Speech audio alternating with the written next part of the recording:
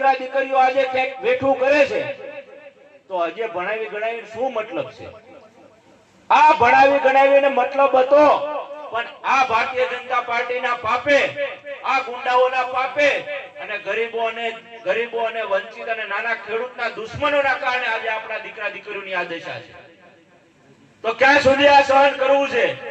વાત રહી મહિલાઓની, કે દર વખતે ચૂંટણી આવે ત્યારે મહિલાઓને ક્યાંક ને ક્યાંક ઘરે ઘરે પાણી આવશે એવું કહે છે.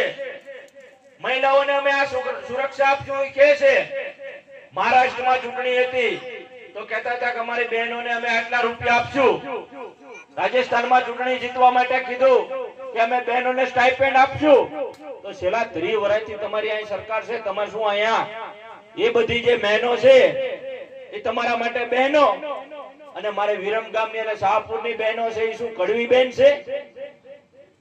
મિત્રો, આ સમજવાની જરૂર છે કે ક્યાંક ને ક્યાંક એમ કહેતા હતા કે મારી બહેનોને તકલીફ પડે તો 15 પૈસાનું પોસ્ટકાર્ડ લખજો. પોસ્ટકાર્ડની તો વાત દૂર રહી, પણ અહીંથી માંગણી માટે ક્યાંક વિરમગામ જાય છે, ક્યાંય જાય તો સામે પોલીસ ઉભી રાખી અને દંડાવાળી કરે છે. આનીથી પરિસ્થિતિ ખરાબ શું હોય? અમે એ પીડા લઈને આવ્યા છીએ કે આજે આ લોકોએ કાયદો બહાર પાડ્યો કે મજૂર વ્યક્તિ છે એને 8 કલાકની જગ્યાએ 12 કલાક કામ કરવાનું.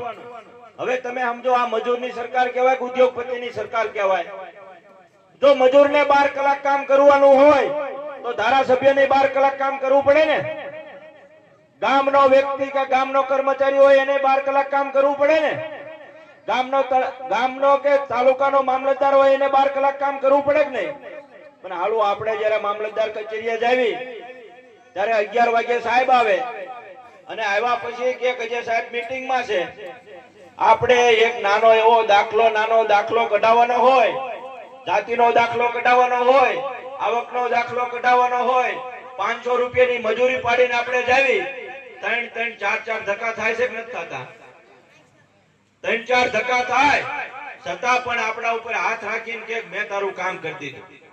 મિત્રો, આપણા નોકર છે, આપણા પૈસે દિન ટકરા કરે છે, આપણા પૈસે એસી ઓફિસમાં બે અને છતાં આપણા ઉપર હુકુમત કરવાની વાત કરે છે.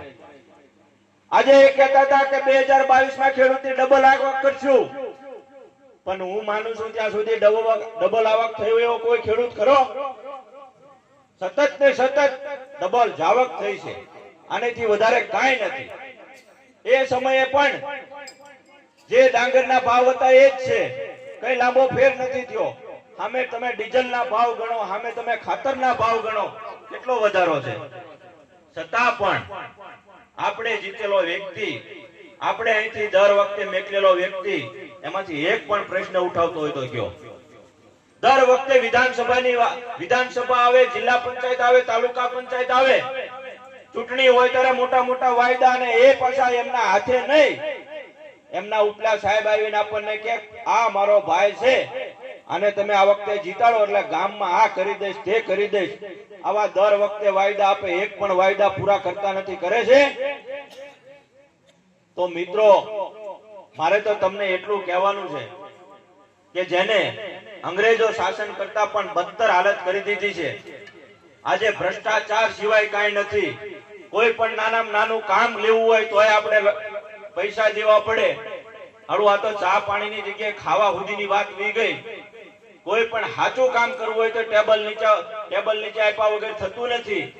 આપણે આપણા અહીંથી ચૂંટેલા આગેવાનને કહીએ, ભાજપના આગેવાનને કહીએ, પછી આપણને ખબર પડે કે આ તો ભાજપનો વ્યક્તિ નથી, આ તો વચ્ચે દલાલીઓ છે.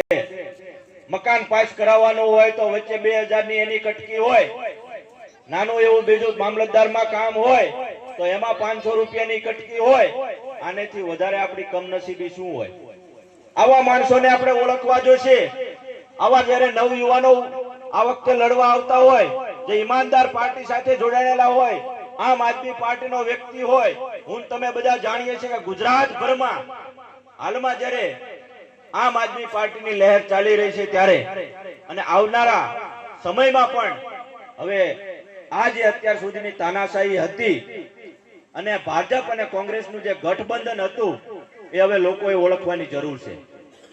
કારણ કે હું તમે બધા જાણીએ છીએ કે કોંગ્રેસમાં પણ આપણે કદાચ કોઈને જીતાડ્યા હોય તો હાલું 5 વર્ષ પૂરા ન કરે એ પેલા એમ આવી ગયો હોય તો ભાઈ પહેલા જ અમને કહો ને ભાઈ આમાં અમારે જવાનું છે. આ તો હાલો એવું થયું કે આપણે અહીંથી ગામમાં 2 રિક્ષા હતી, એક રિક્ષામાં આપણે બેહવાનું નતું તો એકમાં વળી આપણે એમ હતું કે આમાં બેહી તો આગળ જાય તો 2 ભેગા થાય ભટ ભટ ભટ ભટ ભટ કરતા 2 ભેગા થઈને એક કે હવે તું આ લેતો જા ફેરો હું ઘરે પાછો ગયો જાઉં. આવું થાય છે કે નથી થતું? આમાં સમજણ પડી કે ન પડી કે જેમાં બેહવાનું નતું એ જ ઓલો પણ લઈને ગયો કે હવે તું આમાં બેહી જા. પાછો હતો એ નહીં આપણે પતરા તૂટલા વાળો ચીપટી આવે એવો સકડામાં બેહવાનું થાય છે કે નથી થતું? તો હવે આ 2 સકડાને કાઢી નાખવી અને આ વખતે નવું સારું મસ્ત મજાનું આપણા માટે અહીંયા બસ મેકાણી છે. આ બસમાં બેહીને આપણે વિધાનસભા સુધી આપણે બધા જવાનું છે, આપણો અવાજ છે એ બુલંદ કરવાનો છે ને. ત્યારે આજે શાહપુરની જનતા અને ખાસ કરીને અહીંયા બહેનો અહીંયા બેઠા છે ત્યારે મારે માવડીઓને કહેવું છે કે અમે પીડા બેન એ લઈને નીકળ્યા છીએ માવડીઓ કે આટલા વર્ષથી તમે જ્યારે લગ્ન કરીને આવ્યા હશો ત્યારે તમને પણ મોટો અહીંયા હરખ હશે કે ત્યાં જઈશું અને કઈક સારું જીવન જીવશું. પણ આ ભારતીય જનતા પાર્ટીમાં તમે આવ્યા ત્યારે દુઃખ હતું ને અત્યારે દુઃખ છે. મારી 70 વર્ષે પાણી ભરવું પડે છે કે નથી ભરવું પડતું? વાત એ છે કે જો આટલા વર્ષ પછી પણ હજી જો પ્રાથમિક સુવિધા ન આપી શકતા હોય અને એમાંય અહીંથી આપણું ગુજરાતનું મોડેલ આખા વિશ્વમાં બતાવતું હોય, ક્યારેક હું એ લોકોના કેમેરાને કહું છું ક્યારેક શાહપુર બાજુ તમારું ભૂંગળું આ બાજુ લાવો અને બતાવો કે ગુજરાતનું મોડેલ શું છે. શાહપુરની ગામની બજારમાં જાઓ, શાહપુરના રસ્તા ઉપર એક વખત તમારું ભૂંગળું ફેરવો તો તમને ખબર પડે કે વિરમગામના શાહપુરમાં શું પરિસ્થિતિ છે. પછી તમે વિશ્વમાં કહો કે ગુજરાતનું મોડેલ આ છે. મિત્રો આ લોકો નકરી જૂઠ સિવાય કઈ કહેતા નથી. જૂઠ જૂઠ ને જૂઠ અને એવું જૂઠ કહેવાનું. આજે મેં વાત સાંભળી કે આપણા મોટા ભાઈ ઉપરથી આજે ભાવનગર આવ્યા હતા, 13,000 બસ માણા અહીંયા મેકલું, બધી બસો ખાલી. અત્યારે હું લીમડી થી આવ્યો બધી બસો ખાલી. ઓલાને ઉભું રાખીને પૂછ્યું, મેં કીધું ભાઈ શું છે? મને કે હવે જ્યાં છે એક જણો બેઠો ને મેકવા જવું જ નહીં. તમે સમજો એક જણો હતો ને બસ ઠેઠ અહીં મેકવા આવી.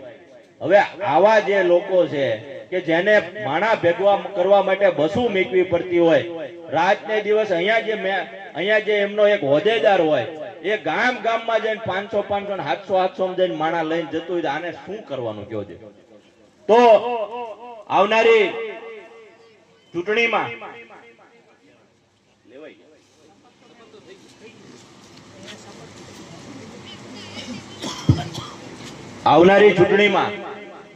આપણે અહીંયા પણ તાલુકા પંચાયત જિલ્લા પંચાયત કદાચ ટૂંક સમયમાં આવશે અને એ જે ચૂંટણી છે એમાં અહીંથી તમે જે લોકો નક્કી કરો એવો ઈમાનદાર લડત આપનારો અને ગરીબ વ્યક્તિનો તમ તારે મેકલજો, જેથી કરીને એને ગરીબ વ્યક્તિની પીડાની ખબર હોય, ગરીબ લોકોના મકાનની ખબર હોય, ગરીબ લોકોની જે રોજી રોટી છે એની ખબર હોય. આવા વ્યક્તિને તમે અહીંથી જંગી બહુમતીથી જીતાડી અને તાલુકા પંચાયત જિલ્લા પંચાયતમાં આપ બેસાડો એવી આપ સર્વે પાસે અપેક્ષા.